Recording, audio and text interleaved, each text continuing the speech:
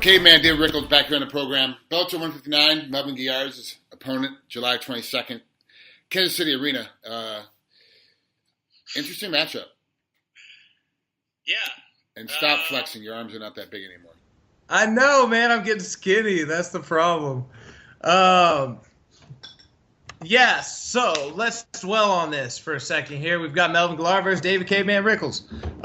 Very interesting matchup. I imagine the brass tacks kind of sat down and thought of a couple fighters who were probably going to dish it out toe-to-toe and not back up. So, yeah, I don't know. It should be exciting, that's for sure.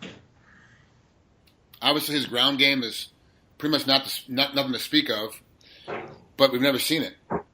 Yeah, I mean, except for with Brandon Gertz when he was, that wasn't a great display of ground game. But hey, who knows what he's been working on? I don't know.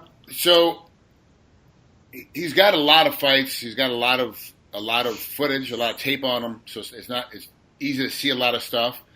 Is it hard when you have a guy like this? We always talk about the guy that you don't have any footage on and train for them.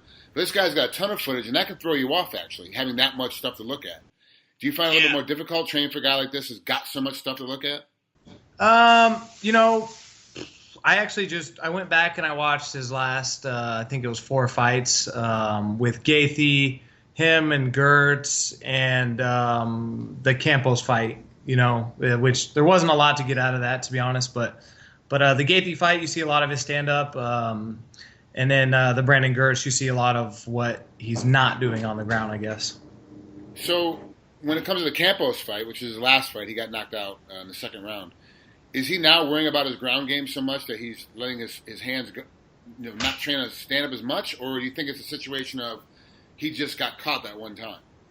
I think, in that fight in particular, I think he got caught. I think he got caught by a guy he definitely expected to wrestle.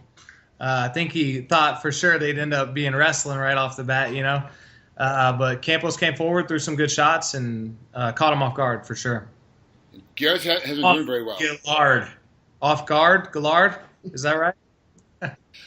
Good work, Dave. Good work. Melvin's kind of been in a bad little way, too. He's lost 3 in a row. He won 1. Had a no contest before that. So he's like, his last 4 or 5 fights, he's been doing horrible, really. Does that make him more dangerous or less dangerous? To me, that always makes an individual. I mean, I've got to base off my own experience and stuff like that. When I'm coming off of a loss, I definitely become more dangerous, I believe. And, it just depends on where his motivation is at. That's the thing, man. I don't know Melvin Guillard personally. I've never been in his head. And if he's super motivated, it could be a good thing for him. So let's assume he's super motivated. Or he's collecting paychecks. That was my next question, actually. Do you think he's now at that stage of his career where he's collecting paychecks? Man. How am I supposed to know where he's at in his head? I don't know. But, yeah, that happens to some. You can see what he's saying in other interviews. You can see what he's talking about. You can see the stuff he's putting out. You can look at his social network. Like it's not like this is the 30s where you only see the one radio show the guy does, I'm still in the Stone Age, Frank. Still in the Stone Age, my friend. I don't really scan fighters' Twitter pages and shit. Maybe I should select. I'm thinking about getting a team. Will you be part of my social media team that scours my opponents and gives me the inside dirt on them? Because I'm just not at that point yet. But how is that possible that you're not at that point? I mean, it's everywhere. There's no. I mean, the biggest news story right now is something happened with Pokemon Go or some crap. I don't play it, so I don't know. But that's like the big news story right now. Is like everybody complaining. Everything on Facebook, everything on Twitter, like every other post is about this stupid game. I don't follow it, so I don't know what the real reasoning is behind, like what the uproar is about it. But there's some kind of uproar about it. So it's like, how can you not follow it when it's even on mainstream media? Like mainstream media, at the end of you're watching the news at home, at the bottom they'll give you the newscaster's Twitter feed and the station's Twitter feed and the station's Facebook page and all that stuff right at the bottom. It's in your face all the time. How are you not a part of this movement? I try to stay out of it. I really man, I just try to keep my head on what's right in front of me, and it keeps me in a much happier place, which for me translates into better performance, better mindset, better training. Everything goes a lot better when I'm in a happy mood. I'm in a good mood. So, dwelling on a bunch of fucking Pokemon problems, cop problems, all that stuff, man, I honestly try to keep a lot of it out of my skull. Yeah, and that's actually smart. It's actually better than what most of us are getting infiltrated with so much useless information. We're having to weed out what is the right information, what's the bad information, which comes back around to Guillard, what I was talking about earlier, watching so much of his footage, like what happens with all that kind of information. But your life is kind of that way, where you just take what's right in front of you. So all he did is look at his last 4 fights. He didn't look at all 45 fights of his. He just looked at the last 4 and said, this is what I'm going to go off of. Yeah, man, I took a basis off what his last 4 fights have been over 2 or 3 years even, So, I mean, I can't imagine he's doing a whole lot different from those fights, to be honest. So, in my opinion, at least. So, yeah, I mean, that's I'm taking what I got right there. He hasn't been really that active.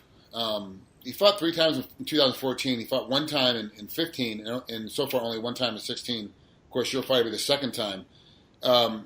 Do you think he was trying to get better, which obviously didn't show in the win-loss record because he lost those fights, but do you think he was just out-trained trying to get better, or do you think he moved on to other things?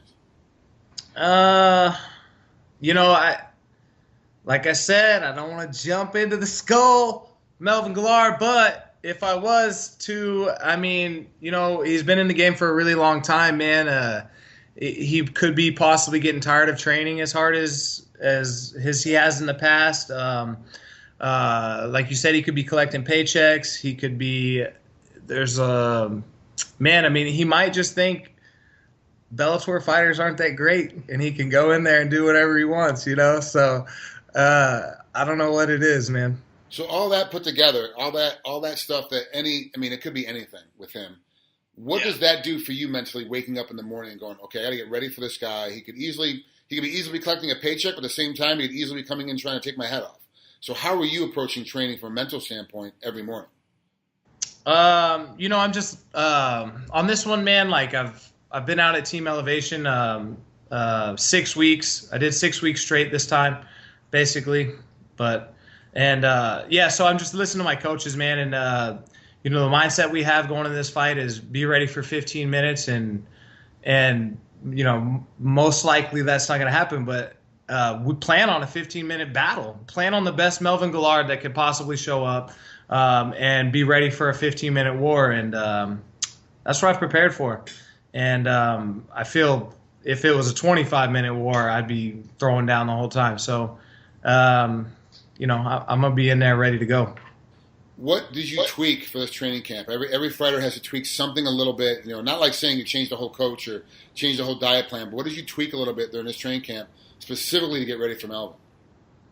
I'd say if I was to touch on some things that I really, really wanted to focus on, was a lot of footwork and defense. Like footwork and the basic, what should be basic defense. You know what I mean? Like getting your hands where they're supposed to be when you're punching and protecting yourself really well. Getting caught with big-ass shots from Melvin Guillard is definitely something dangerous. So, the fundamentals of the game, I went back and watched a lot of my old tape, actually, too, to see what I was doing great back in the day and what I got away from that maybe I can go back to and that sort of thing. And I think solid fundamentals have always been, like, what has gotten me to where I'm at today. So I've been brushing up and polishing those sort of things, but my footwork, I feel like, is a lot better. That's David Rickels, the caveman, getting ready for Melvin Guillard coming up here. Bellator 159. It's am I correct? It's the co-main event? Co-main. In my hometown of Wichita, Kansas. That's awesome. How many, obviously the whole crowd will be rooting for you because it's your hometown, but how many other family members and cousins and nephews have reached out of the woodwork talking about, hey, Dave, you got any extra tickets? Can I come in? I know we haven't spoken to each other since Christmas 17 years ago, but can I get a ticket to your Dude, it's so funny, man. I swear I pay people to show up.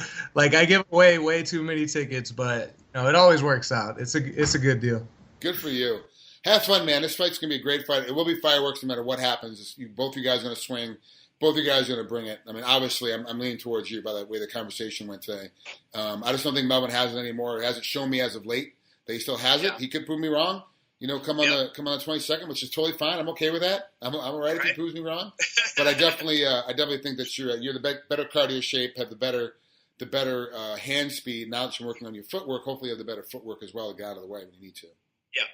Well, thank you, man. And you're damn right, man. I think it's for sure fireworks, and I'm expecting the best Melvin Guillard to show up. But if he doesn't, he's in big trouble. All right, Dave. Thanks so much, brother. Have a great rest of your training camp. We'll speak soon. Thanks, Frank.